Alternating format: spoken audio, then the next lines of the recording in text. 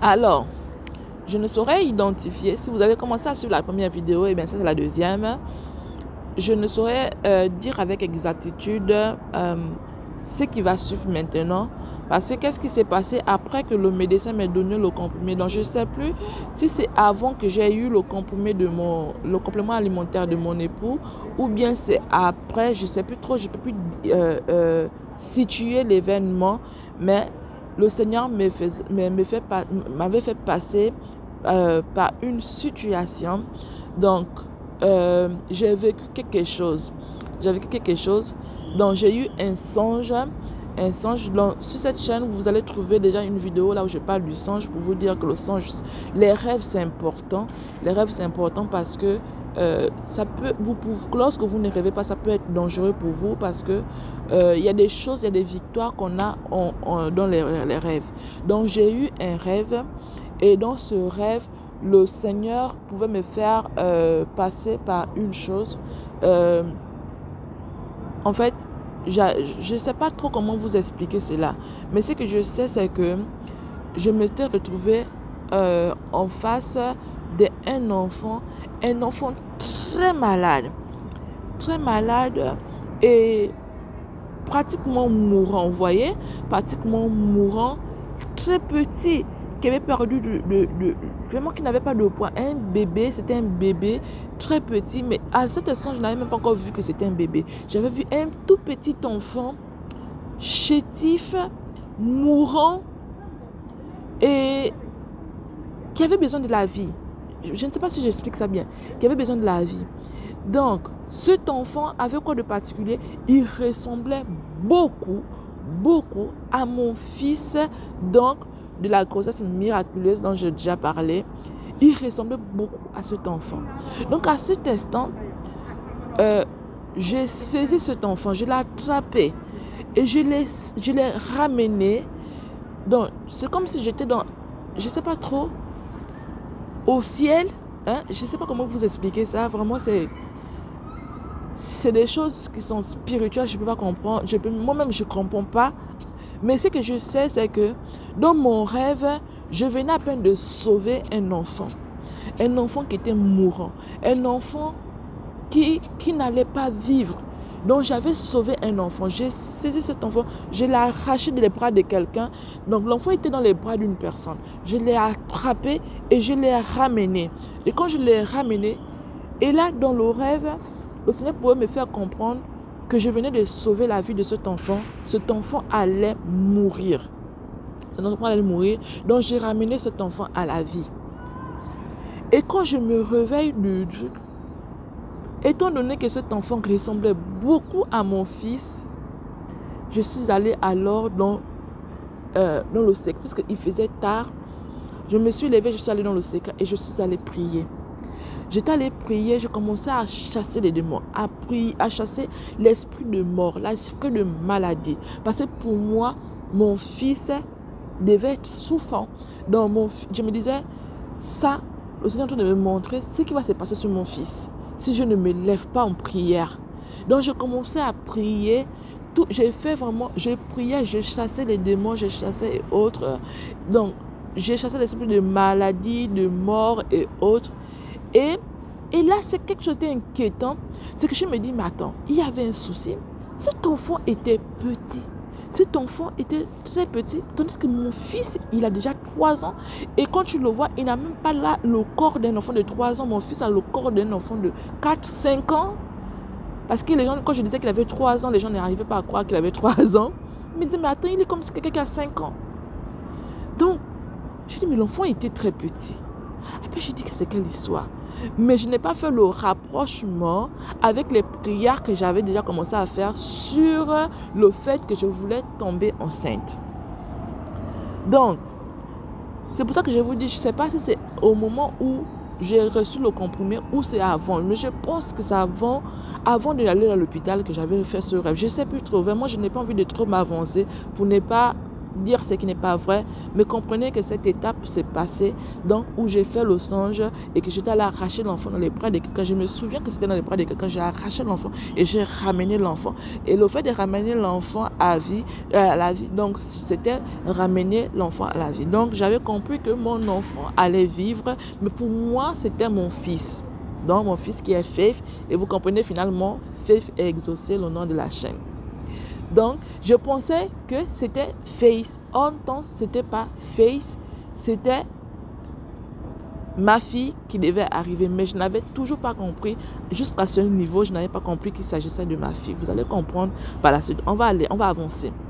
Donc à cet instant, j'avais commencé à prier pour tomber enceinte, vous voyez.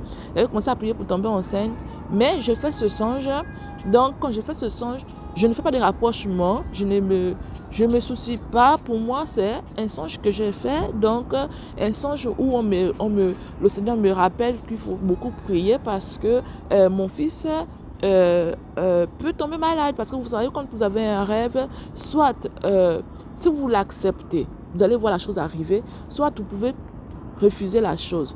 Donc, c'est à vous de faire que cette chose soit réelle ou pas. Vous pouvez également minimiser la chose, de telle sorte que lorsque la chose va arriver, elle ne va pas arriver avec l'ampleur, hein, elle ne va pas arriver avec l'ampleur, ou ça peut aussi être un rêve tout court. Bon, mais moi je fais tellement attention au rêve parce que je comprends que le rêve, c'est tellement important parce que moi, j'ai toujours découvert mes choses en rêvant. Donc, je fais très attention aux rêves. Donc, à cet instant, je commençais à prier fort, très fort par rapport à cette situation. Et un jour, pendant que mon mari prenait maintenant le comprimé, il prenait le comprimé et là, ce qui est bizarre, c'est que après ce rêve où j'étais allée récupérer l'enfant, j'ai fait un autre songe, un autre rêve où le Seigneur veut me donner le prénom, un prénom. Il me dit, ton enfant va s'appeler Exaucé. Donc, je me réveille 2 heures plus tard. Quand je me réveille, dans ma tête, j'ai dit non. Le Seigneur venait me donner le prénom d'un enfant. Je n'étais pas enceinte. Le Seigneur m'a donné le prénom d'un enfant. Mais je ne me rappelle plus, Seigneur. Je commençais à prier, Seigneur, rappelle-moi, c'était quoi le prénom? Tu m'as donné le prénom d'un enfant. C'était quoi le prénom? Bon, moi, je demande au Seigneur le prénom d'un enfant parce que je sais que je suis en attente d'une grossesse. J'attends la grossesse. J'attends de tomber enceinte. Et je suis convaincue que mon Dieu va intervenir parce qu'il a déjà intervenu. Il a déjà enlevé le fait que j'étais stérile. Il m'a déjà donné la grâce d'être maman. Donc, je ne suis plus stérile. Donc, même s'il y a j'ai eu des difficultés pour tomber enceinte, mais il vient de me donner un prénom, ça veut dire qu'il y a un enfant qui va arriver. Donc, jusqu'à ce instant, je ne fais pas le rapprochement avec mon rêve. Pour moi, le rêve, c'est le rêve de mon fils. Donc là, j'ai fait un rêve d'un prénom qu'on vient me donner. Comme on m'a donné le prénom de mon fils, maintenant on m'a donné un autre prénom. Et là, je me dis, ok, on m'a donné un prénom. J'ai oublié. Seigneur, donne-moi rappelle-moi, c'était quoi le prénom? Et je fais la prière. Je dis, Seigneur, vraiment, reviens me dire encore le prénom. J'ai oublié. Et plus tard, je ne sais pas trop combien de temps ça s'est passé ou bien c'était aussitôt. Je ne sais plus trop, mais je sais que j'ai encore refait le même rêve. Et là, le Seigneur venait encore me donner le prénom. Et quand j'ai fait le rêve, j'étais convaincue que c'était ce prénom que le Seigneur m'avait donné. C'était Exaucé. Donc, et là, je commence à me poser des questions. Exaucé. Seigneur, pourquoi Exaucé? C'est quoi Exaucé? Donc, comme le nom, vous voyez, à cet instant, je commence à réfléchir sur le mot Exaucé. C'est un prénom que je n'avais jamais rencontré. Moi, on me dit qu'il y a beaucoup de personnes qui portent le prénom, mais je n'avais jamais rencontré quelqu'un qui portait ce prénom. Et je n'imaginais même pas qu'il pouvait être le prénom de quelqu'un. Pour moi, j'écoutais Exaucé dans le sens de la parole de Dieu. Quand je lisais la Bible, je pouvais voir Exaucé. Ou quand je priais, je demandais que la chose soit exaucée. Dans ce sens-là que je voyais le mot exaucé. Mais je n'avais jamais imaginé que le mot exaucé pouvait être le prénom de quelqu'un. Donc, à ce moment, je commence à me poser des questions. Mais pourquoi exaucer? C'est quoi exaucer? Je me pose autant de questions. Après, je me dis, ok, je vais attendre. Et là, je reçois dans mon fort intérieur, vous voyez, le Seigneur parle aussi par la conviction. C'est la quoi? La conviction, c'est ça? Oui, la conviction que il faut attendre. Attends à la naissance et tu verras. j'ai de la naissance, mais je ne suis même pas enceinte. Ok, par la foi, je dis ok. Mais ce qui est bizarre, c'est que en même temps, je savais que je n'étais pas enceinte, mais en même temps, à partir de cet instant, je commençais à me mettre dans la tête que j'étais enceinte. Donc, je voulais enlever cette pensée-là que je ne suis pas enceinte, mais c'était là, je suis enceinte, je suis enceinte, je suis enceinte. Au point où je commençais par développer les choses des femmes enceintes. Vous allez me dire c'est quoi? Je me sentais femme enceinte. Je me sentais déjà enceinte. Mais pourtant, je n'étais pas enceinte. J'ai dit, mais pourquoi je suis comme ça?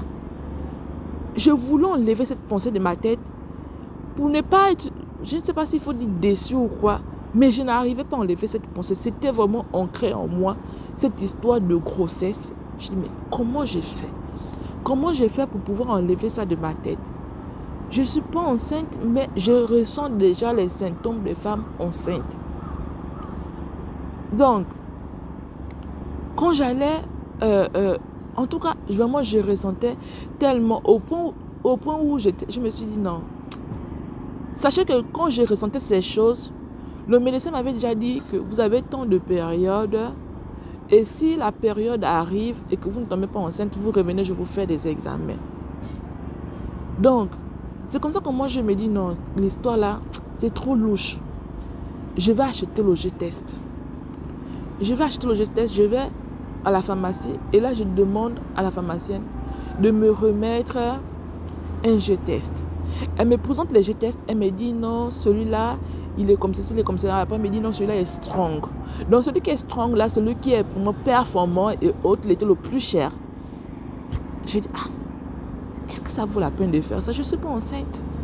C'était tellement cher que j'ai dit non, je ne suis pas enceinte, je vais garder mon argent. Après, dans ma tête, je dis je garde mon argent, mais j'achète quand même le G-test. Vous voyez? Pendant que je suis en train de me dire non, je garde mon argent parce que ça coûte cher. Mais je prends quand même, donc je ne sais pas pourquoi, mais je prends quand même le G-test. Donc, il y avait comme une bagarre dans ma tête. D'un côté où je ne vais pas prendre parce que c'est cher, d'un côté où je prends, j'achète quand même le G-test, je prends le G-test. Alors, je vais couper là la prochaine vidéo. Restez connectés.